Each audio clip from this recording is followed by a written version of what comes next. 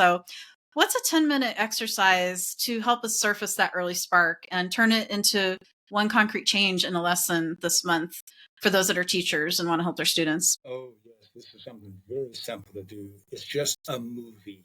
We're all used to a movie. So go back in your life and run the movie from the beginning. Start with your earliest memory. It might be made up, it doesn't matter. Just start with something and then run the memory through and take you up to about, I don't know, first grade, second grade, somewhere in that range. Because the Catholics see age of reason at age 7.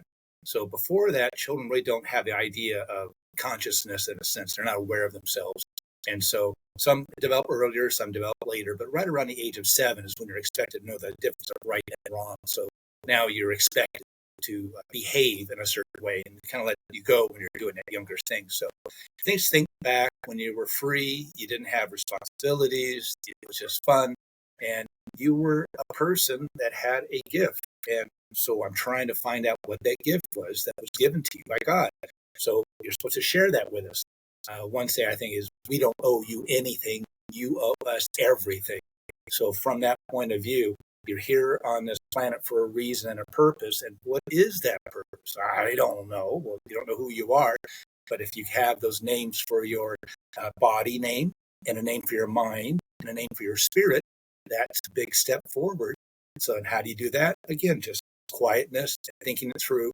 And what am I? And then figure out what it is. It could be an animal. The way the native Indians, the Aborigines, they always have a name that describes them. And sometimes the father looks out from the TV and sees a running bull, and that's your name. But the Aborigines actually developed their name, and they changed the name over the years. As they change their name. And that's, again, you can do the same thing too, change your name. As long as you're not trying to defraud people, you can call yourself anything. So in that exercise, go back and run the movie through. And at some point, you're going to go, oh, some brick wall hit me. What's going on? Someone said something to you, and you listened to them. So that's another word for obey. Look it up. Latin word for listen means to obey. So you obeyed them. No, that's not a good idea. Now what are you doing?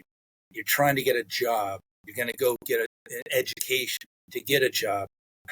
Job today, they're not happening. It's a 1750 thinking of the Industrial Revolution. We've had many revolutions since then, and it's not the way. I just saw an ad that says, if you're not involved in AI, you're not involved in anything. You've got to be involved with AI. And again, they're trying to sell you something. But they're saying more millionaires were made in AI than before, and that is absolutely true.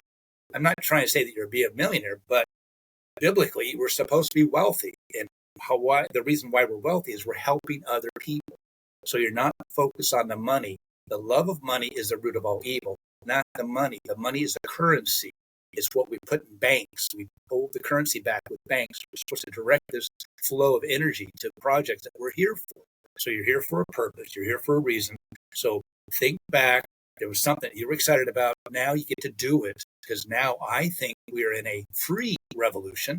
Everyone's everything for free. Free Wi-Fi, free shipping. Right. Cholesterol free, sugar free.